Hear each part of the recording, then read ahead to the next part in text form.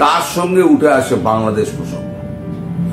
বাংলাদেশ প্রসঙ্গে ট্রাম্প 2 লাইনে দুটো কথা বলেছেন, wait for few days, I am coming. কয়েকদিনের জন্য দাঁড়িয়ে যান, আমি আসছি। তার মানে হয় উনি এসে প্রধানমন্ত্রী শেখ হাসিনার সঙ্গে কথাবার্তা বলবেন, ওর মনে কি আছে তিনিই জানেন।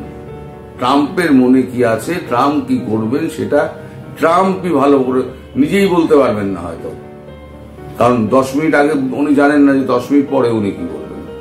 তা এইরকম একটা ফোন আসাতে আমাদের সমস্ত যে প্ল্যানগুলো ছিল সেই প্ল্যানগুলো আপাতত ধামা যাওয়া পড়েছে। এখন এটাও কিন্তু পরিষ্কার করা হয়নি মার্চের ক তারিখে উনি আসবেন। সম্ভবত দুবাইতে রাশিয়ার সঙ্গে ওনার যে মিটিংটা করার কথা আছে সেই মিটিং এ যাওয়ার পথে অথবা আসার পথে, আমার মতে সম্ভবত যাওয়ার পথে উনি ভারত ছুঁয়ে উনি দুবাই যাবেন। এই ততক্ষণ পর্যন্ত কিন্তু আমাদের হাফ ইত্তেশ করে বসে থাকতে হবে। এই মানে এইখানে একটা স্থবিরতা এসে গেছে। এখন যাই হোক, এখন মহাশক্তিধর দেশ, তিনি সমস্ত দায়িত্ব দিয়েছেন মোদিজির ওপরে।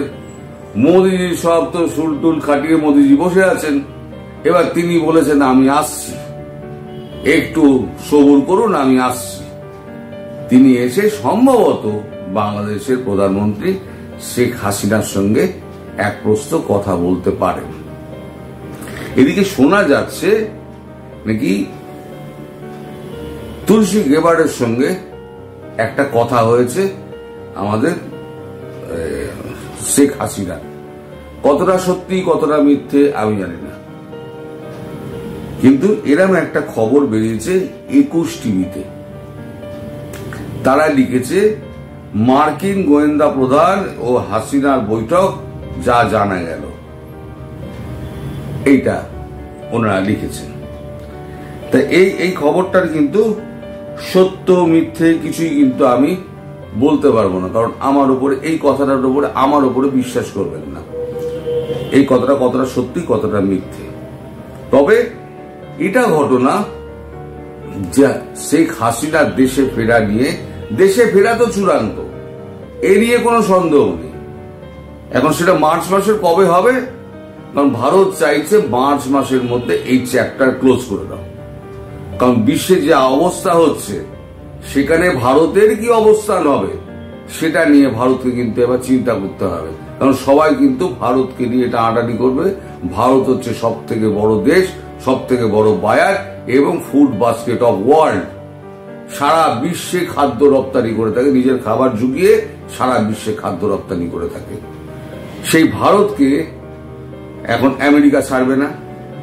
ইউরোপিয়ান ইউনিয়ন অলরেডি তাদের একটা 21 জনের একটা প্রতিনিধি দল উর্সুলা মহিলা যিনি আছেন ওদের ইউরোপিয়ান ইউনিয়নের কাউন্সিলের যিনি চেয়ারম্যান উর্সুলা, তার নেতৃত্বে মোদিজির সঙ্গে এসে দেখা করে গিয়েছেন 21টা দেশের নেতারা। ফলে ইউরোপিয়ান ইউনিয়ন ছাড়বে না। রাশিয়া আমাদের দীর্ঘদিনের বন্ধু, চীনের সঙ্গে রাশিয়ার সম্পর্ক ভালো, চীনের উপরে ট্যারিফ বসিয়েছে, চীন আমাদের সঙ্গে শত্রুতা বন্ধ করে দিয়েছে। এখন চীন চাইবে রাশিয়া, চীন এবং ভারত একটা মহাশক্তি, একটা ব্লক হোক। সেখানে রাশিয়ার সঙ্গে চীনের কি সম্পর্ক থাকবে, ভারতের সঙ্গে কি সম্পর্ক থাকবে, অনেক জটিল ব্যাপার আছে। এই জটিল ব্যাপারগুলো সব সমাধান করার জন্য ভারতের মাথাটা খালি হওয়া দরকার। সেখানে এই একটা যদি সমস্যা একটা থেকে যায় শেখ হাসিনা পর্ব, এটাকে মেটাতেই হবে। তাই একেবারে মার্চের মধ্যে এটাকে একেবারে সেটেল করতে চাইছে ভারত। আর তার জন্য সমস্ত রকম প্রক্রিয়া এবং প্রকরণ সমস্ত সাজানো হয়ে গিয়েছে। এখন শুধু ঢোকার অপেক্ষা। এরা যা করছে বাঁদরামো এগুলো করুক, তাতে ভারতবর্ষের কোনো মানে এ নেই, কিছু যায় আসে না। আমাদের রিজার্ভ ফোর্স ছেড়ে দিন, আমাদের কমব্যাট ফোর্স যেটা আছে সেটা হচ্ছে 13.5 লক্ষ। রিজার্ভ ফোর্স ছেড়ে দিন, 13.5 লক্ষ, তার মধ্যে যদি 5 লক্ষ সৈনিক যদি ভারত বা পাকিস্তানে বাংলাদেশে ঢুকিয়ে দেওয়া হয়, তাহলে অলিতে গলিতে পিঁপড়ে মশা মাছির মতো ঠিক ঠিক ঠিক ঠিক করে হচ্ছে ভারতীয় সৈন্য। আর বাংলাদেশটাকে 4টে ভাগে ভাগ করা হচ্ছে। 4 ভাগে ভাগ করে বাংলাদেশে ভাগাভাগি হবে না, 4 ভাগে ভাগ করে আর কি অ্যাকশনটা হবে। এরকম ক্রস করে, এরকম একটা ক্রসে একটা অ্যাকশন হবে, এরকম একটা ক্রসে একটা, এরকম একটা ক্রসে, এরকম একটা ক্রসে। মানে একদিক দিয়ে সমুদ্র আর 3 দিক দিয়ে 3 দিক ঘেরা, 3 দিক জমি আছে আর একদিকে সমুদ্র আছে। সমুদ্র একদিকে ঘেরা হবে আর 3 দিকে জমি ঘেরা হবে। এবার 3 দিক থেকে মুভ করা হবে। এরকম একটা কিছু একটা হতে পারে। এখন ডিফেন্সের ব্যাপার আমায় তো সব বলবে না, ইতিমধ্যে যা শুনি, এর প্রাইভেট একটা ফাংশনে আমাদের সেনাপ্রধান দ্বিবেদী সাহেব তিনি বলেছেন যে they have cross every red line. বাংলাদেশের প্রতি এতটাই বিরক্ত, বলছেন তারা সমস্ত রেড লাইন ক্রস করে ফেলেছে। মানে আমাদের ধৈর্যেরও সীমা শেষ। ওই ওয়াকারুজ্জামানের মতো বলতে হয়, এনাফ ইজ এনাফ।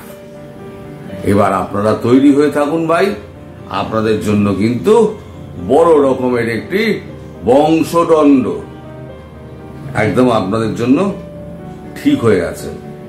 এইবারে এই সেনা বাহিনীর মধ্যে আবার একটা চাঞ্চল্য দেখা দিয়েছে। এখন ওয়াকারুজ্জামান নেই, তিনি তো বিদেশ গিয়ে বসে আছেন, কঙ্গোতে না কোথায় গেছেন, এটা কনফার্ম উনি কঙ্গোতে গেছেন, আফ্রিকান রিপাবলিকের কঙ্গোতে গেছেন। ওখান থেকে উনি দেশেই ফিরবেন। তা এখন খবরের কাগজে একটা বেরিয়েছে, ওদের একটা কাগজে ক্যান্টনমেন্টে উত্তেজনা, এটা খবরটা আমিও পেয়েছি। শেখ হাসিনার দেশে ফেরাকে কেন্দ্র করে বিভক্ত সেনাবাহিনী গোলাগুলির খবর। সেনা ক্যান্টনমেন্ট সাভারে হয়েছে। সেনা ক্যান্টনমেন্টের মধ্যে কিন্তু এই সমস্ত গন্ডগোল গুলো শুরু হয়েছে, যদিও সেটা সাভারের মধ্যেই সীমাবদ্ধ। এটা কিন্তু ঢাকা, রংপুর, চট্টগ্রাম এসব জায়গায় এখনো পর্যন্ত যায়নি। মজার কথা হলো যে শিলিগুড়ি ওই অত উঁচুতে হঠাৎ মহড়া হতে গেল কেন? একদিন তো মহড়া হতো আমাদের সমতল ভূমিতে।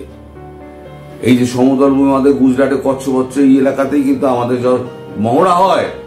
সব দেশেই মহড়া হয়, আমাদের দেশেও মহড়া হয়। নৌবাহিনী মহড়া হয়, বিমান বাহিনী মহড়া হয়, স্থলবাহিনীরও মহড়া হয়।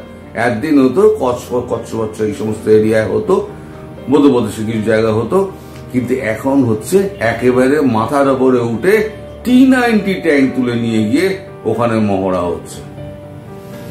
T-90 ট্যাঙ্ক কত আছে বলবো না, এই ট্যাঙ্ক কিন্তু মারাত্মক ট্যাঙ্ক, এ তো বিধ্বংসী ট্যাঙ্ক। একে মারতে পারবেন না, এর চাদর এত মোটা, একে গোলাগুলি মেরে আপনার সেল ফেল মেরে একে কিছু করা যাবে না। আর এ দিনে যেমন কার্যকরী, রাতেও তেমনি কার্যকরী, কারণ এর থার্মাল ইমেজ একটা ব্যাপার রয়েছে। ট্যাঙ্কের ভেতরে যিনি চালক থাকবেন তিনি থার্মাল ইমেজে সব দেখতে পাবেন, কোথায় কি ইনস্টলেশন, পাড়াবার মার মেরে উড়িয়ে দাও। তো যাই হোক, এই সমস্ত বিধ্বংসী অস্ত্রশস্ত্র নিয়ে যখন মাঠে নামবে, 3 দিনে 72 ঘন্টায় খেলা শেষ। চল যা, যারা আওয়ামী লীগ রয়েছে তারা থাকবে, যারা সাধারণ মানুষ তারা থাকবে, আর যতই আদর বাঁদর যত আছে সব বঙ্গোপসাগরের জলে বিসর্জন হয়ে যাবে। না রইল বাঁশ, না বাজি বাঁশেরই। তো আপনারা সবাই প্রস্তুত হয়ে থাকুন, যা কিছু হবে। ট্রাম্প সাহেব আসুক, উনি এসে কি বলেন, যদি আপনাদের প্রধানমন্ত্রীর সঙ্গে কথা বলেন তো বলেন, না হলে মোদীর সঙ্গে কি কথাবার্তা হবে তা তো আমি জানি না। ট্রাম্প সাহেব আসার জন্য অব্দি অপেক্ষা করুন। ততদিন আমিও চুপচাপ বসে দেখি যে কত কি নাটক আর হতে পারে বাংলাদেশে। আর ওই ডক্টর মোহাম্মদ ইউনূস তিনি আরো কত মিথ্যে কথা বলতে পারেন। আমরা সেই তার এই মিথ্যে কথা বলার এই প্রতিযোগিতা আর নাটক ফাটক দেখি। আপনারা সবাই ভালো থাকবেন, সুস্থ থাকবেন এবং সাবধানে থাকবেন। নমস্কার।